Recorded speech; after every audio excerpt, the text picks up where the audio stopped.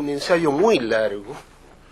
sobre campo cultural y neoliberalismo en Chile, que no tengo ninguna intención de infligírselos en su totalidad a ustedes, es decir, sería inadecuado. Es un ensayo que forma parte de un volumen que probablemente va a aparecer el próximo año y que se llama Discrepancias de Bicentenario. Eso es un volumen que empieza con un ensayo sobre la democracia chilena,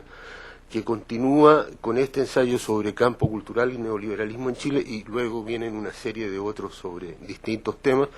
y como el título lo indica, ¿no es cierto?, tiene que ver con las diferencias, ¿no es cierto?, con las distancias que yo tengo con respecto a las políticas públicas, que en particular en el ámbito de la cultura, ¿no es cierto?, se han venido aplicando durante los últimos 20 años.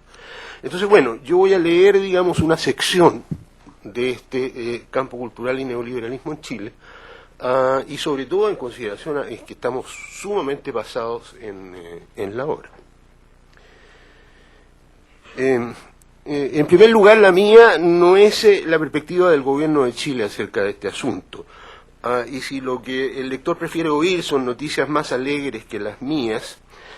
lo que yo le recomiendo es arrojar este texto rápidamente en el cesto de los papeles, ¿no es cierto?, y empaparse en cambio con el optimismo exultante del volumen La cultura durante el periodo de la transición a la democracia 1990-2005, publicado en 2006 por nuestro Consejo Nacional de la Cultura y las Artes.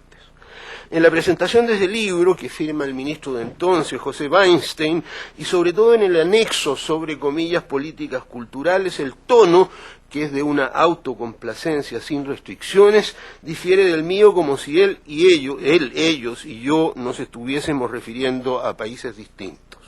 Se habla ahí de un, comillas, florecimiento de la cultura y las artes en nuestro país entre 1990 y 2005 y de, comillas, los muchos índices e indicadores que así lo demuestran. Leemos, comillas, en todas las disciplinas artísticas se detecta un aumento significativo en cantidad y calidad de los creadores, que se expresa en miles de jóvenes desplegando sus talentos y sus vocaciones y en un desarrollo de instituciones públicas y privadas comprometidas con la gestión cultural. Hay también más público para las distintas manifestaciones artísticas y se experimenta una demanda creciente de arte y de cultura, especialmente en regiones distintas de la metropolitana. Ese es el texto del volumen oficial. No dejan de congratularse a sí mismos los colaboradores en ese volumen oficial por el acceso del, comillas, público chileno a la televisión, 93.8%, y a la radio, 90.6%, y que, comillas, el 41.2% de la población mayor de 16 años utiliza Internet, especialmente como medio de comunicación, mail y chat, lo que, comillas, entre los sectores de escasos recursos se da fundamentalmente, comillas, gracias a los cibercafés u otros lugares públicos, 34.5%. Reconocen, sin embargo, comillas, que es preocupante el hecho de que el 60% de la población se limite a un consumo cultural de pobreza, es decir, a un consumo cultural marcado por la oferta de los medios de comunicación, a lo que añaden que se ha demostrado que estos consumos mínimos están asociados a falta de sociabilidad, menor valoración de la diversidad y menor valoración de la democracia como forma de gobierno. Pese a ello, ¿no les parece que constituya una exageración afirmar que, comillas, una primavera cultural se ha instalado en el país en este cambio de siglo? Elocuente, sin embargo, en cuanto a las muy reales limitaciones de la primavera, de la que se ufanan en aquel documento salido del Magín y la pluma de los funcionarios de gobierno, es la encuesta del consumo cultural que se hizo para el informe NUT del 2002 sobre desarrollo humano en Chile y que, como todo lo demás de este estudio excelente, que es el más completo y confiable que existe hasta la fecha sobre la materia, no ha perdido validez. Según los datos que recabó dicha encuesta, y yo les pido que los retengan por favor, a partir de, comillas, un índice sintético compuesto por 7 elementos: diarios, revistas, libros, música, cine, exposiciones y conciertos, y mediante una articulación en 4 tramos de consumidores, La conclusión fue que el tramo de consumo cultural mínimo, es decir, aquel que no participaba de ninguno de los 7 elementos que se han señalado, era el más grande de todos, ocupando el 38% de la muestra.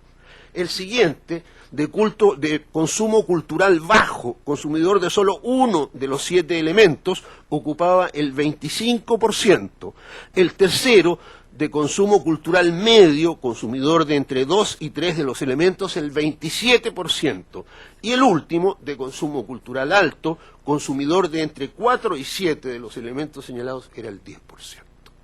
Esto es el informe NUT del 2002. Ustedes se dan cuenta del contraste con el volumen oficial, ¿no es cierto? Pienso, después de confrontar los datos de la encuesta NUT de 2002 con las palabras del informe de 2006 del Gobierno de Chile, que quienes tuvieron a su cargo la redacción de este último no ignoraban cuál es la realidad de verdad dentro del sector de la experiencia nacional que a ellos les interesaba exponer y cuáles eran los peligros que ahí se incubaban, pero que como tampoco les producía mayor preocupación el que esa realidad de verdad y esos peligros no estuviesen en concordancia con sus buenos deseos, insistieron en el tópico florido de la primavera cultural. Mi posición frente a esta retórica oficialista es de una tremenda desconfianza y voy a explicar por qué. Perdura por lo pronto en los códigos legales de nuestra República al menos una parte de la reglamentación represiva que restringe la libertad que los ciudadanos tienen o debieran tener para pensar, para dar a conocer lo que piensan y para recibir y acceder a la información acerca de lo que piensan otros.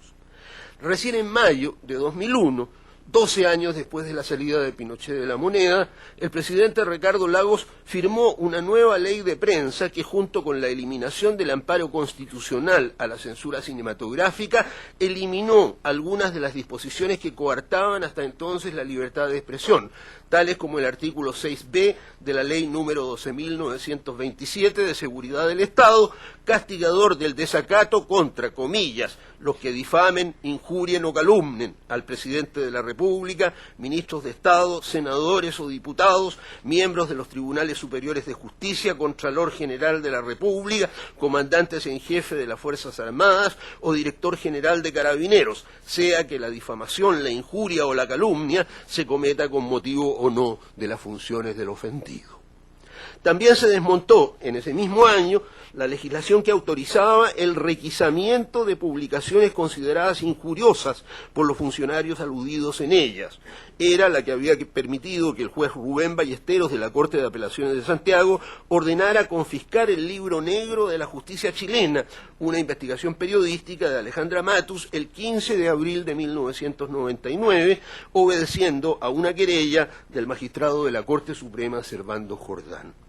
Con todo, se dejaron en pie otras disposiciones que a los nostálgicos, que las echaban de menos, los compensaban por las tachaduras de 2001 y que tienen su nicho en los artículos 263, 264 y 265 del Código Penal y 276 y 284 del de Justicia Militar, estos últimos dedicados de preferencia al combate contra lo que en ellos se designa como el delito de, comillas, sedición. Los dispositivos, eso está vivo hoy día, ¿no? Los dispositivos censuradores, por consiguiente, si bien no puede negarse que han disminuido, no han desaparecido por completo. Con esto quiero decir que sí, que yo estoy de acuerdo en que la represión flagrante a la libertad de expresión no es común hoy en nuestro país, que no es frecuente que quienes discrepan arriesguen como antaño su integridad física por el solo hecho de emitir opiniones que no son las de aquellos que depositan su importancia en los sillones del poder. De otro modo yo mismo no hubiese podido publicar este libro, pero no menos verdadero es que a pesar de todos los progresos que se han venido produciendo en ese sentido y que, repito, son reales e indiscutibles, el aparato represor no ha dejado de existir y que hay datos duros que así lo confirman. Tengo una larga lista que no la voy a leer, ¿no es cierto?, del informe sobre derechos humanos del 2008, o sea, del año pasado, en ese sentido. El resultado es que entre nosotros la expresión y la circulación de las ideas heterodoxas no es fácil, que abundan las artimañas obstructivas que procuran anularlas. Dicho esto, Aun cuando sea cierto que la censura brutal no es la norma en el Chile contemporáneo, pienso que no se puede decir lo mismo de la que yo no vacilo en calificar como una censura indirecta. Me refiero ahora a la clase de censura que se encuentra implícita en la cada vez más extensa mercantilización de las prácticas culturales. Lo que se inauguró en dictadura, que los gobiernos de la postdictadura no han cambiado ni tienen planes de cambiar y que constituye el factor que, con las excepciones que indicaré en el momento oportuno, impone su ley a la extensión toda del campo.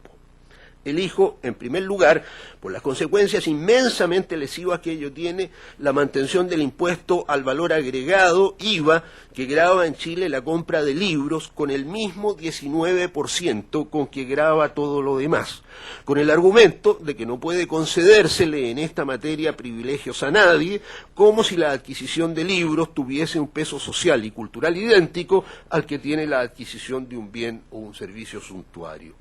Consecuencia de ello es que los libros sean hoy en nuestro país más caros que en cualquiera otro de los demás países de América Latina. 19% de impuesto en Chile contra 0% en Argentina, 0% en Brasil y 0% en México. Y más caros también que los países capitalistas del centro del mundo, como pudieran ser los Estados Unidos, 7%, y la mayoría de los europeos, desde el más alto, Finlandia, 8%, a los más bajos, Inglaterra e Irlanda, 0%. O sea, tenemos el récord.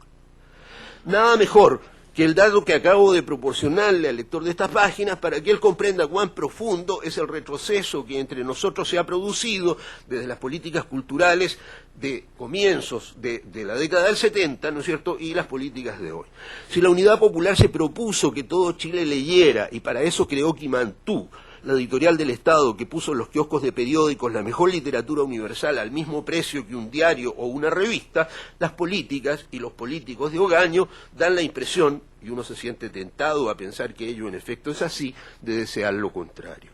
Considerando ahora que los márgenes de ganancia que las distribuidoras y comercializadoras de libros obtienen en Chile son reconocidamente superiores a los que ellas obtienen prácticamente en cualquier otro país del planeta, su explicación es que el mercado chileno del libro es chico, lo que por supuesto que da forma a un círculo vicioso. En Chile los libros son caros porque el mercado del libro es chico, y el mercado del libro es chico porque los libros son caros. Si a eso se suma el valor del IVA, cualquiera puede darse cuenta que lectores habituales son, y pueden ser en nuestro entorno, mayoritariamente aquellos que tienen la capacidad económica para comprar los volúmenes que leen, es decir, los que se ubican en los deciles superiores de los gráficos de distribución del ingreso. Convengo en que gracias a los gobiernos de la concertación de partidos por la democracia, los museos y las bibliotecas públicas han mejorado hasta cierto punto, con respecto al estado paupérrimo en que Pinochet los dejó. Y léaseme bien, hasta cierto punto. Y también me parece que hay que destacar que muy en armonía con lo que han sido las prácticas postdictatoriales en otras áreas de nuestra vida social, un esfuerzo que a lo mejor pudiera interpretarse como el Quimantú del presente gobierno es el llamado maletín literario, que se lanzó con gran pompa y circunstancia en 2007, que se pondrá en marcha en los mismos días en que comienzo la redacción de estas líneas, en abril de 2008, y que consiste en hacer entrega a las familias más pobres del país de una mini biblioteca de obras maestras seleccionadas por una comisión de mentes parejamente esclarecidas. Pero cualquiera sea el mérito de este curioso programa, cuesta creer que él vaya a tener el músculo necesario como para revertir la obscenidad de las cifras. Hay, a la fecha en Chile, un 4% de analfabetismo, un 24% de adultos de más de 50 años que son analfabetos funcionales, un 21% de la población que lee libros de manera habitual, un 34% que lee libros ocasionalmente y un 45% que no lee ni un solo libro nunca. No menos gravitante, entre las falencias que aquejan a nuestra actualidad cultural, me parece que es la concentración de la propiedad de los medios, un tema hacia el que sobre todo los investigadores del Instituto de la Comunicación e Imagen de la Universidad de Chile han dirigido la mirada en numerosas oportunidades y acerca de cuyas repercusiones perniciosas para la salud democrática de los chilenos nos han advertido con una documentación abundante y sesuda. Me refiero a los reveladores trabajos de Diego Portales en la década del 80, Francisco Ramírez en la del 90 y desde el 2000 en adelante, uno de Guillermo Zunquiel y Esteban Geoffroy, otro de Osvaldo Corrales Jorquera y Juan Sandoval y uno más de Horacio Brum. Nos hacen notar todos ellos, que la concentración en Chile de la propiedad de los medios no solo es insólita, si se la compara con lo que acerca del particular se observa en otros países capitalistas del mundo, sino que poco y nada es lo que tiene de inocua, y tampoco, sospechan ella, mucho de inmotivada, siendo más bien el producto de opciones políticas conjeturables, por cuanto recorta el ejercicio de la libertad de expresión sin que a quienes les interesa que eso acontezca se vean obligados a emplear la fuerza bruta y con una contundencia que no sería superior si ellos lo hicieran. En un artículo de enero de 2008, después de describir la creciente apropiación de las radiodifusoras nacionales por empresas extranjeras y de insistir sobre las perversiones obligadas de una televisión en la que el único canal estatal tiene que autofinanciarse, Horacio Brum manifestaba el, comillas, asombro que le produce al investigador comunicacional verificar que en un país como es el nuestro, con 16 o más millones de habitantes, la prensa escrita se halla en alrededor de un 90% en manos de 2 empresas, una sola de las cuales es dueña de 23 de los 56 diarios que se publican en el país. Esto se traduce en la propagación de una suerte de, comillas, pensamiento único, añade Brum, uniformador de las percepciones y, lo que es peor, promotor de un conformismo malsano. Con un sistema escolar que al privatizarse en su mayor parte ha perdido de vista su obligación de formar conciencias pluralistas y críticas, sensibles tanto a la igualdad y a la fraternidad democráticas como al cambio social, respondiendo por el contrario a los intereses parroquiales e intransables de conglomerados que también lo son, religiosos, corporativos, empresariales o de cualquier otra índole, los medios de comunicación no solo no mitigan esas falencias, sino que la profundizan, ocultando y o manipulando la información, manteniendo una parrilla noticiosa en la que constituye poco menos que un delito informar sobre cualquier cosa de importancia, o lo que es lo mismo, teniendo a la ciudadanía pendiente de las vidas privadas de las actrices de las teleseries o de la de los futbolistas, que lo habitual es que no se distingan las unas de las otras, ni qué decir se tiene, y por lo tanto en un estado de letargo colectivo al que apenas interrumpen las periódicas visitas al mall, su papel autoasignado, el papel de los medios, no es otro que el de impedir que el orden de cosas existentes sea objeto de cuestionamiento. Como escribió uno de los apologistas latinoamericanos de la cultura post, estamos asistiendo en Chile a un reemplazo del protagonismo de los ciudadanos por el de los consumidores, o mejor dicho, estamos asistiendo a un proceso de generación de ciudadanía a través de los espacios y dispositivos del consumo. Pero vamos por partes. En lo que concierne a los medios de comunicación,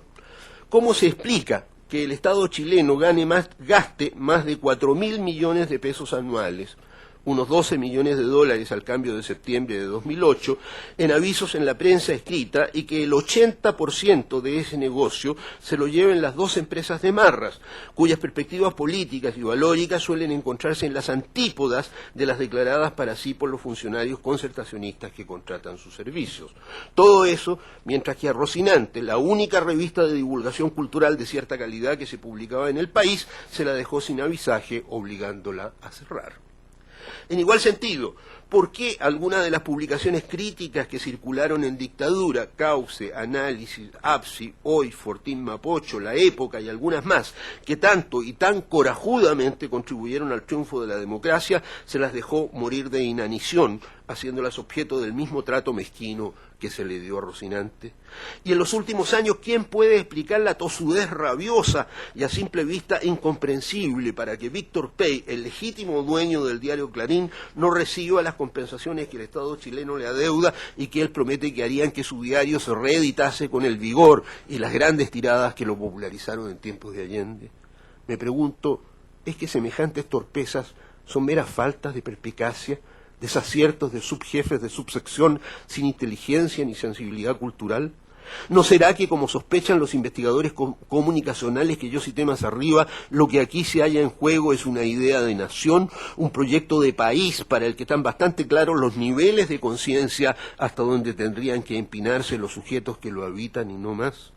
Cuando oigo a algunos personajes decir que el objetivo supremo de las políticas públicas chilenas no consiste en procurar el bienestar material y espiritual de las personas de nuestro país, sino que en asegurar su, comillas, gobernabilidad o su, comillas, gobernanza, esa horrenda traducción del inglés governance, es decir, en asegurar la combinación de una desregulación económica máxima con una regulación política idem, según el pensamiento que al respecto ha propalado el Banco Mundial, no puedo menos que vincular esas imposiciones de sosiego del mundo civil con silenciamientos como esos de los cuales fueron víctimas Rocinante y los demás medios que recién mencioné, y se me pone la piel de gallina.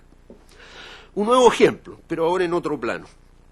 ¿Por qué? Si no es por la obligación de autofinanciarse, se les da cabida hoy día mismo en el canal nacional de televisión, en el canal estatal, que es el canal de, comillas, todos los chilenos, según reza su propaganda, a unos programas que no solo son de un bajísimo nivel cultural, sino que se los puede calificar como la anticultura misma, con nada más que prestar atención al hecho de que ellos apelan a los peores instintos de los televidentes, regodeándose con el espectáculo de la humillación de y la violencia contra el otro mujer, contra el otro pobre, contra el otro débil, contra el otro indio. Se habla de que el Consejo Nacional de Televisión debiera prohibir tales exhibiciones de barbarie, pero sería bochornoso que el Estado chileno de la postdictadura se viese en la necesidad de recurrir a los mismos procedimientos represores que le daban en la vena del gusto al capitán general. Reactivar, en cambio, en la conciencia de la población de nuestro país el fondo igualitario de la democracia moderna, el que desde la casa y la escuela le infunde a la persona el respeto y la consideración por el prójimo, de manera que sean esas personas así educadas las que por su propia voluntad se abstengan de darles pase libre a las bellaquerías de ese tipo. Esa es una salida mejor para el problema, a mi juicio. Respecto del negocio editorial, parto verificando su estricta congruencia con cuanto acabo de escribir en lo referente a los medios. Porque en Chile, de un tiempo a esta parte, y pudiera ser que más aún que en otros países de América Latina, en los que también se constata la instalación de la tendencia, las transnacionales del libro hegemonizan el territorio. Es la, comillas, alfaguarización de nuestra literatura, como ha llamado Víctor Barrera Enderle a este fenómeno. Y por lo tanto, son los agentes que arbitran y determinan el valor de la letra los que fijan el canon de lo que es publicable y lo que no lo es, de lo que se lee y lo que no se lee. Si en el siglo XIX y primera mitad del XX esa tarea estuvo a cargo de los intelectuales, y si los periodistas fueron quienes se le echaron encima entre los 60 y los 80, en los días que corren ella depende de las decisiones que se adoptan en los departamentos de marketing de mega empresas como Norma, Santillana Alfaguara, Random House, Planeta y 2 o 3 más. Para estas, que son industrias culturales con cualquiera sea el rasero con que se las quiera medir, la meta de sus desvelos es, y no puede ser otra, que la misma de todas las de su naturaleza. Lo que ellas trafican es mercancía cultural, y en cultura, como en el resto de las actividades del empresariado, la mejor mercancía no es necesariamente la de mejor calidad, sino la que el mercado de compradores pide más. En nuestro caso, la que es más formulaica y de menor contenido crítico, que indefectiblemente se pondrá por encima de la que ese mismo mercado pide menos, la que es innovadora y exige, por lo tanto, de cierto gasto intelectual. Se unen de esta manera las transnacionales del libro a la campaña de banalización y anonadamiento de la inteligencia ciudadana que en Chile despliegan los medios de comunicación. La frase famosa de Hannah Arendt, quien a propósito del nazi Eichmann teorizó sobre la, comillas, banalidad del mal, entre nosotros parece estarse leyendo de atrás para adelante. No es la banalidad del mal lo que a los chilenos nos agobia, sino el mal de la banalidad. La regla de oro, la que hermana el comportamiento planificadamente vacuo de los medios con el de las empresas a las que ahora me estoy refiriendo, la formulé yo mismo hace algunos años al hablar de los supuestos que orientan las prácticas de la televisión. De lo que se trata en ese medio, escribí entonces, es de, comillas, llegar al mayor número de receptores posible recurriendo a la censura y remoción sin contemplaciones de cualquier aspereza indeseable. Con nada más que echarle una mirada a la lista de los libros más vendidos que publica Artes y Letras del Mercurio cada domingo, se puede comprobar la devoción apostólica con que este sales effort, que consiste en apuntar mientras más bajo mejor, se practica igualmente en el medio editorial, o lo que es lo mismo, de que está compuesto el menú lector del 50 y pico % de personas que todavía leen libros en nuestro país, en estas últimas semanas, desde el horóscopo chino a el oráculo del guerrero. ¿Hay editoriales que intentan sustraerse a este estado de cosas? Sí, las hay, y no son pocas. Y estoy pensando en las agrupadas en la Asociación de Editores Independientes de Chile, LOM, Cuarto Propio, RIL Editores, Palinodia, Metales Pesados, en 3 o 4 de las universitarias y en un centenar de otras, incluyendo entre estas últimas algunas de regiones, como la ya establecida Cultrún de Valdivia y la más reciente Ortiga de Chillán, y a una miríada de auto y microediciones. Muchas y dispuestas, un buen número de ellas, a nombrar lo innombrable, la pobreza, la desigualdad, las imperfecciones de nuestra democracia, el descontento de los ciudadanos, la ira de los jóvenes, las mujeres y las etnias, el bloqueo de la memoria, el deterioro de la identidad nacional, la corrupción y el desprestigio en caída libre de los funcionarios del Estado. Pero son editoriales pequeñas, cuando no francamente diminutas, entidades que sobreviven a duras penas solo por la porfía heroica de sus dueños y bajo la amenaza continua de la quiebra al rehusarse las autoridades de gobierno a reconocer el papel que con su crítica ciudadana ellas desempeñan en la defensa de nuestra sociedad y nuestra cultura y a concederles por esa razón condiciones más favorables en lo que respecta a la adjudicación de los contratos públicos, aprovisionamiento de bibliotecas, escuelas, etcétera, que les permitirían mantenerse en la senda que a sí mismas se han fijado y a lo mejor prosperar. El argumento, el mismo de siempre, inconmovible en el apego a su ortodoxia económica neoliberal, el gobierno chileno no solo se resiente y reacciona molesto con el escozor de la crítica, descarta además cualquier forma de proteccionismo con los productos de origen doméstico, pues en un escenario global a lo que tiende nuestra economía es, y los ministros de Economía y Hacienda nos advierten cada vez que pueden esto con un dedo en alto, a una competencia, comillas, libre y sin fronteras. Aunque, como decía Martí, la competencia libre y sin fronteras entre un cóndor y un cordero no sea libre en modo alguno. Ahora bien, habida cuenta de este panorama mediático y editorial, ¿debieran sorprendernos los resultados de lectura y escritura de los escolares chilenos en las distintas pruebas a que son sometidos? Por ejemplo, que en las pruebas del Sistema de Medición de la Calidad de la Educación, SIMSE, los puntajes de los cuartos y octavos básicos en, comillas, comunicación y lenguaje estén estancados desde hace ya varios años entre los 251 puntos en 2004 y los 257 puntos en 2007, o que el 40% de los alumnos que egresan de la educación básica no entiende lo que lee, según las investigaciones del Grupo 2020, o que en la última prueba de selección universitaria, PSU 2007, el promedio que en su comprensión y empleo de la lengua nacional obtuvieron los alumnos que venían de los colegios públicos municipales, o sea, aquellos que habían recibido su educación media y obtenido sus licenciaturas en los establecimientos que mal financia el Estado, haya sido de menos de 480 puntos, considerando que el mínimo fue de 450 y el máximo de 850, o que sugerentemente en esa misma prueba se hayan registrado 227 puntajes máximos en matemáticas y solo 2 en lenguaje. Para decirlo sin tanta aritmética, los escolares chilenos leen poco y mal y escriben muchísimo peor. Afirmación esta que cada nueva estadística que nos dan a conocer los organismos públicos y privados que se dedican al estudio de los temas educacionales no solo no desmiente, sino que corrobora y consolida. Puede, por otra parte, verificarse que las estadísticas a que me refiero son irónicamente democráticas, porque no solo se aplican a los hijos de los pobres, condenados por la inequidad del sistema a ser por el resto de sus días no mucho más que bomberos de gasolinera, sino también a los hijos de los ricos, destinados por el mismo sistema a ser los patronos de los otros. No es que las autoridades correspondientes no estén conscientes del problema. Existen documentos nacionales, a menudo comparando sus hallazgos con los de otros internacionales, tanto públicos como privados, que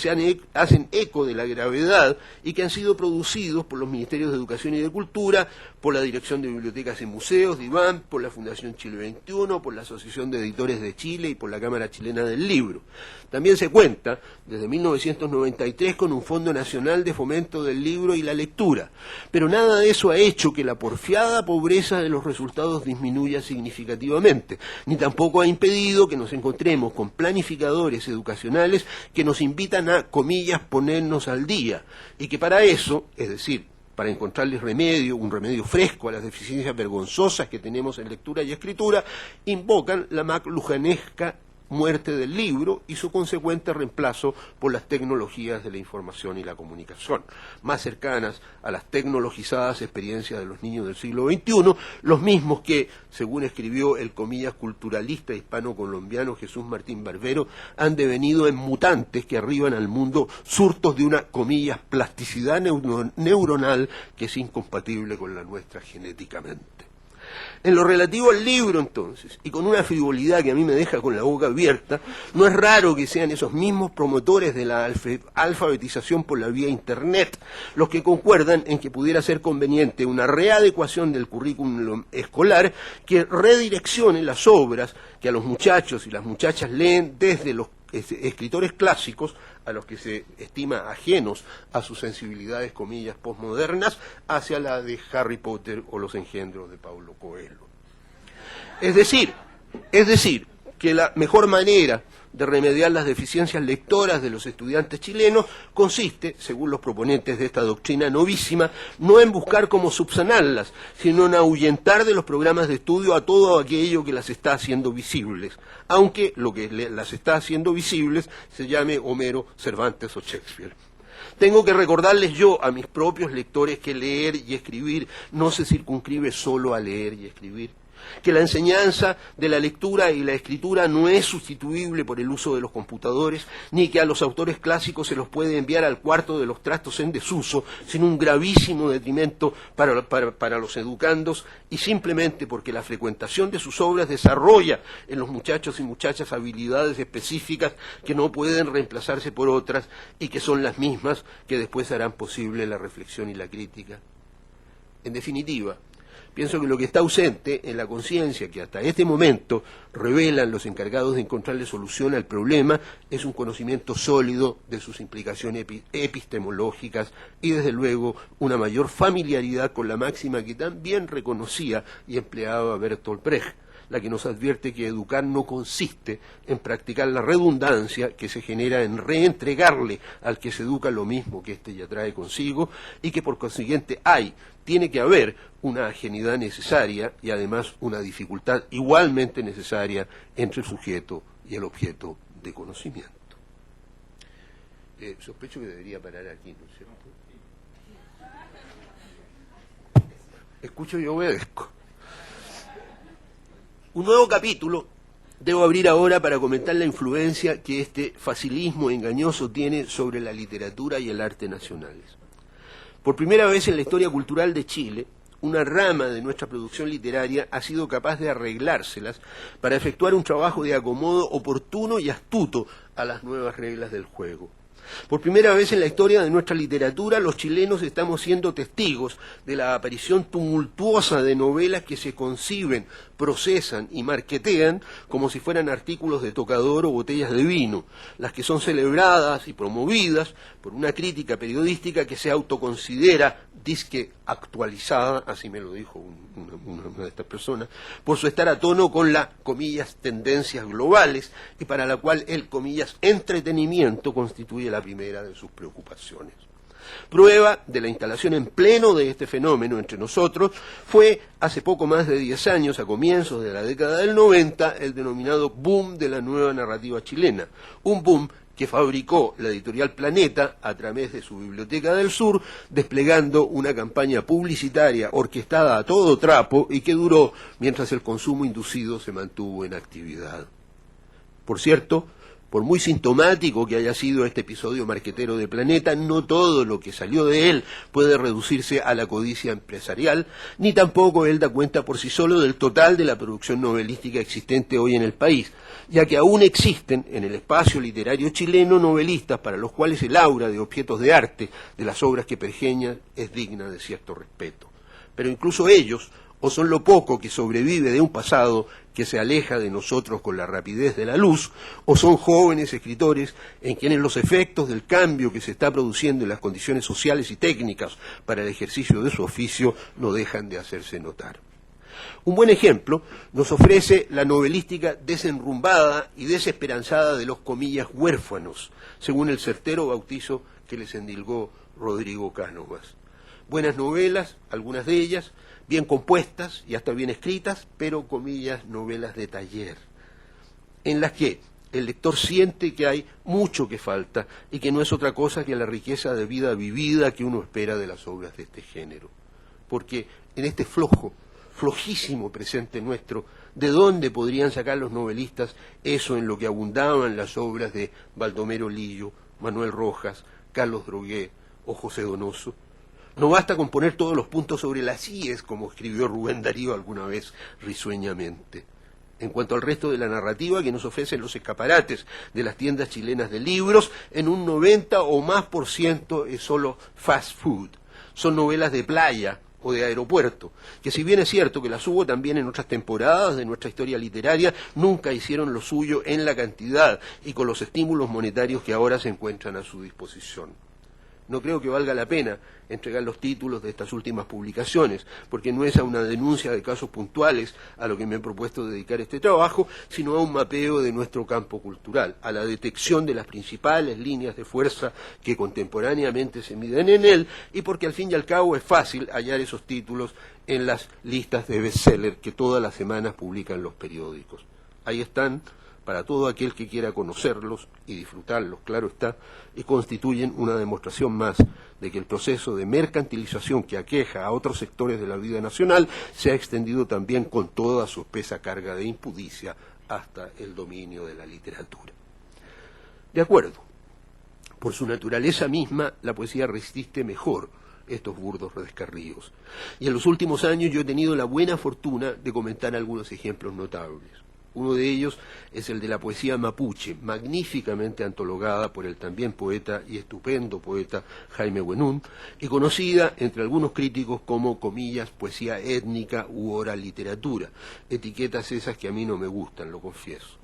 Es más, yo me declaro dispuesto desde ya a sumar mi voto al de todos aquellos que opinan que en el panorama poético chileno de hoy, dentro del cual los viejos maestros se repiten a sí mismos con una vana, aunque siempre vanidosa perseverancia, y en el que hemos tenido que lamentar las muertes a destiempo de tres grandes figuras, Enrique Lin, Jorge Teillier y Gonzalo Millán, si se echa a un lado el barullo mediático con mucho de posmodernidad a la violeta, y si se les reconoce el lugar que merecen a una decena de poetas de obra individual discernible y ciertamente valorable, son la poesía compuesta por mujeres y la poesía mapuche, es decir, dos vertientes de creación que fueron ignoradas o semi-ignoradas en nuestro pasado histórico literario, las que contribuyen con los aportes tendenciales de mayor envergadura. Es ahí donde se debe rastrear la poesía chilena contemporánea más potente, pienso yo, la que aún tiene cosas que decir y las dice, sin importarle su por lo demás harto dudoso éxito de ventas. 30 poetas en la antología de Buenún, 18 en la de Inge Korsen, que reúne la poesía de mujeres de los años 80, y 16 en la de Linda Irene Koski, que empuja su propio rastreo hasta una década más acá, aparte de los varios artículos en los que la crítica Patricia Espinosa ha seguido la evolución de este último corpus después del 2000, no me dejan mentir.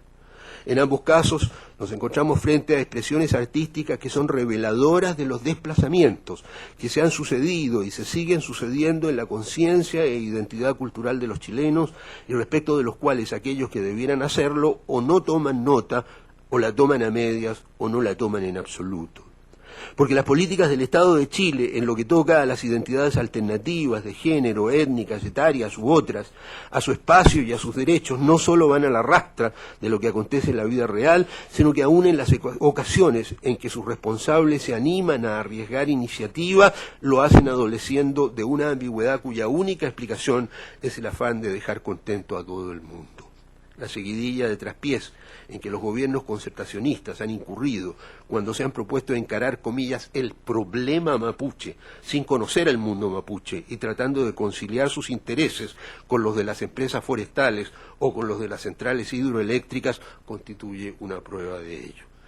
Agradezco a Claudia, que creo que se fue, ¿no? Claudia Rodríguez, ¿no es cierto?, la información que viene a continuación. Escuchemos a Leonel Lienlaf a propósito de la perdida batalla entre las motosierras y los canelos sagrados. Dice Lielaf, hay gritos de pájaros y en los caminos salen las sombras a mirar el paso lento de los colores sobre el horizonte.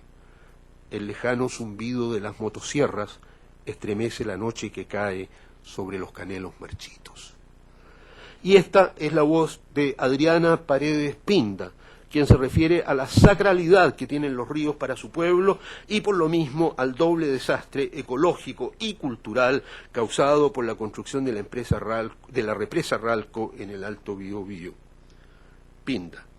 Biobío te llaman los cóndores, Biobío, fuego, fuego, del Tayil, del Cayaqui, agua, agua, agua. ¿Se acabará la tierra madre, te pregunto? ¿Se acabará el agua madre?